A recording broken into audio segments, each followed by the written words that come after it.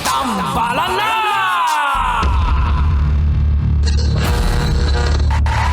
Ang tambalang kumikinang. Coliala and Diego Bandido.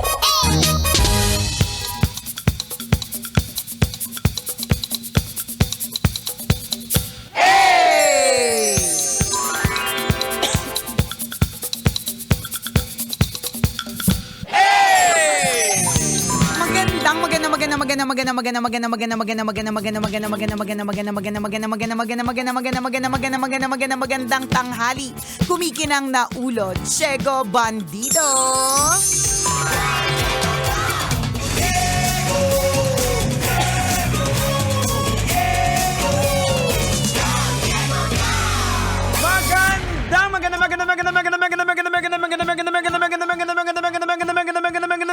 Magandang tanghali. Kumikinang ina.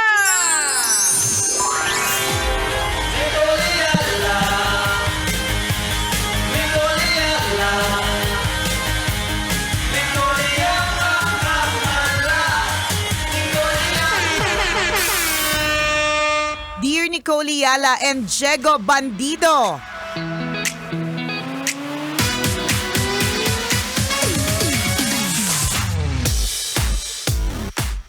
Paano ko po ba tatanggapin kapag ka maraming palpak ang mga tauhan sa ilalim ko?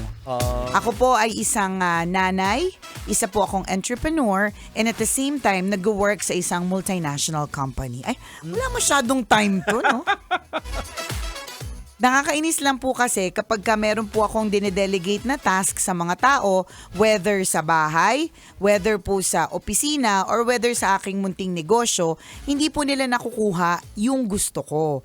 Nakakainis kung pwede nga lang pong sisantihin lahat, kaso lang, syempre mawawalan ako ng tao. Hay! Ang hirap naman. Thank you, Tambalan. God bless. Salamat po dahil na-share ko po yung nararamdaman ko. Huwag niyo po akong husgahan. Ay. Ayoko na pag wala nang husgahan na magaganap. Ayoko na lang. Yung pa naman specialty namin. Yung pa man din. Yung medyo mga hamak ng pagkatao. Ganyan. Eh kung walang husgahan na magaganap, next topic boring na lang. Okay. Hanap na lang ng ibang pag-uusapan. Oy, alam mo, okay, hindi naman wag mo kaming sabihan na wag kang husgahan. Kasi sa totoo lang, ikaw tong nanghuhusga. Tama. Makahusga ka sa mga tao sa paligid mo, ha. Alam mo, isang bagay na dapat po nating matutunan sa buhay, iba-iba po tayo ng utak. So kung halimbawa nga, di ba nga parang ang perfect example dyan, kung lahat po tayo ay papasok sa isang kwarto at meron sa kwartong yon, meron pong upuan. Okay. Iba-iba po tayo ng view sa upuan na yan. Iba-iba yung POV. Iba-iba. Merong iba na depende kung nasaan siyang parte ng room. Sa gilid. Sa gilid, pwedeng dalawa lang yung paa ng upuan. Pwedeng apat ang paa ng upuan. Depende kung nasaan ka eh. Pwedeng hindi niya makita yung mga paa. Ang makita niya ay gaano kaluma. Correct. Pwedeng hindi niya makita, naaamoy niya. Diba? Hindi niya nakikita masyado, pero mas naaamoy niya yung upuan. May mga anong amoy ng upuan? Amoy natuyuan ng laway. Yun yung amoy ng upuan namin eh, 'di ba? So iba-iba po tayo ng POV. So you do not expect everyone to think the same way. So kung ikaw halimbawa ang definition mo ng ano ba, dami mo kasing ginagawa eh. Kunyari sa opisina, kunyari ang report, let's say report. Ang expectation mo report ganito yung itsura, pwede kang magbigay ng instruction. Pero wag mong i-expect na eksaktong-eksakto kung paano mo ito nakita o na-envision, gano'n na gano'n. Kasi iba silang lahat mag-isip sa'yo. Tingin ko, ang nangyayari dito sa iyo, parang nag-i-interchange mo yung pagiging personality mo. Pag uwi ka ng bahay, bit-bit mo yung pagiging Boss corporate mo. boss. Oo. Kaya ini-expect mo na magtatrabaho, tapos parang, di ba, gumugulo, parang gano'n eh. Basta ang dami mong ginagawa. Kalmahan mo lang, te. Nakakaloka. Yan kasi, parang Kalma lang. Parang ito yung pinag-usapan natin kahapon kasi kinakailangan natin maging extra kind kasi hindi natin alam yung pinanggagalingan ng Correct. tao. Baka mamaya yung taong sinigawan mo ng tanga, stupido, Ayan. ingrato, o kung ano pa mang mga salitang masasakit, kaya niya hindi na i-deliver o kaya hindi niya na gawa ng tama, ay meron malay mo hindi nakakain. Oo. Hindi mo alam ang kwento kung bakit hindi nakakain. Malay mo yung nga sinasabi natin, bagong break. Oo. Iniwalayan. O di naman kaya ang aga-aga pa lang sinisingil na ng mangungutang. Baka nagsisisigaw sa kalsada tapos nagtrending siya. Oo. Hindi mo pala nakikita yung video, Tama. di ba? Mga ganun, ang daming dinaanan. Yan. Kaya siguro, hindi niya na i-deliver ng tama or ng maayos. Pero hindi natin sinasabi na lagi nating iintindihin Oo. Hindi naman sa ganon. Oo, nakakabwisit naman talaga yung mga Nakakainis ganyan. nga naman talaga yung, ay, ano ba yan? Oo. Parang mapang 50 beses na sa ulit-ulit, Ayan. di ba? Pero at the end of the day, account and responsibility mo pa rin din yan eh. Kaya So, siguro siya naiinis. Oo, so sa'yo pa rin makikita. So, paano mo sila dadalhin? Siguro, might as well parang think of a new strategy. Kasi, nasa sa'yo pa rin din yan under your leadership, bahay man yan o opisina. Sa tingin ko din, para lang, kasi feeling ko ayaw mo manghusga kami, pero manghuhusgas ka na, huhusga na kita, feeling ko hindi ka masaya. Kasi, feeling ko, hindi ka makasaya. Bakit? Kasi, sasaya ka ba kung sa lahat ng aspeto ng buhay mo, ang lahat nakikita mo ay negative? Aha. Sino sasaya doon? Correct. 'Di ba? Minsan na kailangan may balance eh. For example, kung sa bahay mo medyo magulo, may mga ganun magulo ang bahay. Ang bawi mo naman para hindi ka mabaliw ng tuluyan at para magkaroon ka ng kaligayahan, masaya naman sa workplace mo. Oho. O di naman kaya sobrang toxic ng workplace mo o Oho. kaya na negosyo mo, pero pag uwiin mo ng bahay, napapawi ang lahat ng pagod at inis kasi ang saya ng bahay. Pero kung lahat ng aspeto ng buhay mo, lahat yan nakakitaan mo ng negativity instead of positivity, hindi masaya yung life mo. Ayan. Ayaw mong i-judge ka, pero judge kita. Tama. Pagbigyan natin si Nicole Yana, Oo. suot niya po yung alkansya niya. Correct. Oo. Ang alkansya niyang puso. Totoo. Hindi, pero totoo yan. Oo. Kalmahan mo lang. Mhm. Kalmahan mo lang kasi kapag ganyan na masyadong nag-expect ka ng too much from all people, you will get disappointed. Correct, oo. Madidisappoint ka talaga. Ako, titingnan ko dito yung pattern. Ano ba yung pattern? So, ibig sabihin, parehong tanga, Mula sa stupid, yung ang lahat. sa trabaho, Oo. pati sa bahay. Wow! Ikaw na. Ikaw na pinakamatalino. Pwede ikaw na, di ba? So yung Palitan maganda- mo na yung Google. Ikaw na pumalit sa AI. ChatGPT Premium Plus. Go! Ayan, kung minsan bago natin tingnan yung ibang tao, kasi pag may pattern na, baka sa atin din yung Problema. Baka tayo ang dapat mag-adjust, hindi yung mga tao. Kasi, Ay, makaturo ka. Yung pala, ikaw ang may problema, di kasi ba? magkaibang personality yung sa trabaho at sa bahay, bakit Tama. pareho? Bakit ganun ang Oo. bakit ganun na nadidisappoint ka? Yan, oo. So sa tingin ko nga, ang problema talaga is yung expecting too much from people. Yan, oo. Yung may mga iba dyan lalong-lalo na okay, hindi naman natin nila lahat, pero lalong-lalo na yung mga ibang mga mas bata sa atin na binibigay lang nila kung ano yung pwede nilang ibigay, depende sa sweldo nila. Correct, totoo. May ganun. At hindi natin sila masisi. Palibasa, iba sila ng generation. Oo. Kung halimbawa, sweldo ko ganito lang, Oo. bakit naman para magpapakamatay ako para Tama. dyan, hindi ko naman papalitan yung boss ng kumpanya, di ba? Saka ito lang yung job description ko, bakit ko gagawin yan? Correct. Wala namang kasama Diba? dito sa kontrata. Tama. Tapos ito lang yung oras ko. Bakit ko gagawin yan? Diba? Bye. Bye. Ayaw ko na. Diba? At hindi mo masisi kasi Yes. Oo.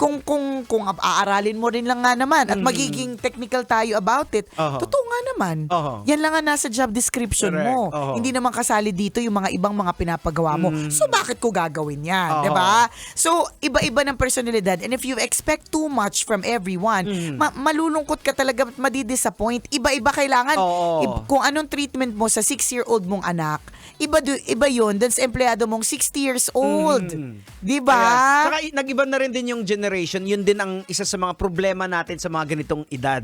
Na ini-expect natin na yung mga tao na Yes. minamanage natin kapareho sa atin mag-isip. Correct. Kasi yung generation natin, hindi tayo nagre-reklamo. Hindi talaga. At hindi ako yan parang hindi ko feeling apeko dahil hindi ako nagreklamo. Oo. Para sa akin, yan yung nagpatibay ng work ethics ko eh. Oo. Pero natin, di ba? Oo. Lahat ng mga kabatch natin, Jegs, yesterday, meron ako mga nakasama sa kainan ng mga medyo kaedara natin na hindi ito parang nagsisisi kasi bakit oo Oo. ako ng oo. Talagang Correct. sadyang pagka may inutos sa atin, Oo. umuoo tayo, kahit hirap, oo gagawin natin. Yan, oo. Tapos itutudo din natin. Correct. Oh. At hindi tayo naghahanap ng kapalit. Hindi Oo. talaga. We're doing it not because etong kaya ko. Oo, Ito hindi. yung powers ko. Correct, di ba? correct. Na pag binigyan mo ako ng something, Oo. ikakaririn ko to, Yan, di ba? oo. Iba-iba na ng mga tao May mga tao ngayon na gagawin ko lang base sa sweldo ko, Aha. base sa oras ko, Correct. base sa job description ko. Yes. Pag ito ay tatawid na ito sa free time ko, hindi ko na yan Hindi gagawin. na yan, oo. Pero hindi natin sila masisisi. Ganon Oo. sila mag-isip. Correct. Iba na yung generation. Oo. ngayon. So siguro baka para hindi ka mabwisit, yung ganyang perspective dapat maintindihan mo yung mga, lalo na medyo yung generation ngayon. Yung younger, Oo. Hindi ganyan. ibig sabihin masama sila. Hindi. Kasi Hindi, it is how it hindi is talaga. Doon sila lumaki sa ganung True. sistema eh. Hindi talaga. Oo. Iba lang talaga silang, ganito lang yan eh. Dati, nung mga bata tayo, pagka pinagagalitan tayo ng mga magulang natin, para lang silang tarsier. Lalakihan lang nila yung mata nila, hindi nila kailangan magsalita. Oo. Gets na natin. Ayan. Nangangatal na tayo, Correct. nangangatog na tayo Oo. kasi dinilata na tayo Ayan, ng mata eh. tama. Ngayon, Oo. kahit na dumilat kayo mata mo, kahit yung mata mo umabot pa ng bumbunan mo sa sobrang laki. Ilang beses na po ginawa ni Nicole Correct yan. ka. Ilang beses na ako nagbilang. Isa! Kaya nga 'di ba nauso yung meme na day one of not yelling at my kids. Day one of not yelling at my kids kasi lagi siyang day one. Hindi kasi iba na talaga sila. Iba. Tsaka dati kasi tayo nasanay tayo na kapag hindi tayo, pag tinanong tayo, hindi tayo magsasalita o kaya basta hindi Oo. basta tatanggapin na lang natin kapag pinagalitan tayo. Ngayon kasi yung mga bata pag tinanong mo sila sasagutin talaga nila tapos naiinis tayo pag sinagot nila. Which naririnig din naman natin yan. May part din naman dati sa panahon natin na tinatanong ko, bakit mo ginano? Tapos pag sumagot, sumasagot ka na. pa. Tapos pag hindi ka naman sumagot, ganon. Ako lang ang magsasalita, hindi ka sasagot. Paano ko malalaman na nararamdaman ko, hindi ka sasagot? So, basta ibig sabihin, adjust na lang din. Huwag tayong mag-expect na kung paano tayo mag-isip, ay parehas Correct. mag-isip yung ibang tao. Minsan may mga ibang tao na mas nakakatanda sila ng mga memories kesa sa atin. Oo. May mga iba na hindi talaga. Iba-iba tayo ng brain. Tama. At pag in-expect mo na yung wavelength mo ay parehas ng wavelength ng iba, nakaw! Correct. You are bound to be stressed Oo. talaga. Katulad na nangyayari sa'yo ngayon. Oo, kung ang isang bagay hindi natin kayang paggalawin sa pamamaraan natin, Correct. dapat mag-adjust din tayo. Yes. Na Oo. it is what it is. Oo. Anong gagawin ko? Yan na siya talaga. Kasi madidisappoint ka lang. Oo. Kagaya ng nararamdaman mo ngayon, ha? Diba? Mama, hindi maganda siya na hindi eh. Kung ipipilit mo talaga. Correct. Oo. Minsan kasi, yan na yan sila. Bukod sa yan na yan sila, yan na yung generation pa Oo. nila. Meron akong tinake up na parang ways to find out kung ano yung mga strengths mo. Nung tinanong ko yung parang coach kung magbabago ba yung mga strength ko in time. Ibig sabihin, can I take the test again? Aha. Siguro baka after 10 years, Aha. nag-iba na yung Mag-iiba ba? mag-iba ba dahil depende sa sitwasyon ko, depende sa season, ganyan. Sabi niya hindi. Kung ano yung strengths mo noon, yun na rin yun. So parang, Dala-dala mo na siya. It's your behavior Oo, na. yun na din. So, Oo. ibig sabihin, kung noon pa man, the best way for you para maintindihan ng isang lesson is you take down notes. Hanggang matanda ka, nagte-take down notes ka. And I realize, ganun ako eh. Parang, noon pa man, gustong-gusto ko, kahit na gustong-gusto ko yung mga colorful na mga post-its. Dami ko niyan. Pag tinignan mo yung table ko, dami ko niyan. Kasi gusto ko, pag may gusto akong notes, take down ko siya, tapos iba-ibang kulay. Years later, decades later, Ganun pa rin. here we are, in the world of AI, in the world of tablet, gadgets, and all. Kahit lahat ng tao mag-tablet para to take down notes, ako hindi. Isusulat ko talaga siya. Minsan nga, uulitin ko pa yung pagdating ko sa office, ulitin ko lahat, tapos lalagay ko sa maliliit na post-it para makulay. Tama. In other words, hindi mo mabago yun. Oo. So kung halimbawa, ganyan yung empleyado mo, tapos pinipilit mo siya, hindi ka gagamit ng post-it. Pag gusto mo mag-notes, ang gamitin mo AI. Kung hindi siya ganun, Tama. madidisappoint ka. Correct. Parang ako din dati bilang estudyante, alam mo yung notebook, tinutupi, nilalagay sa bulsa sa Oh, likod. di ba? Nirorolyo, nilalagay sa likod. Papasok ka. Sa bangko ko, ito. Ito na yun.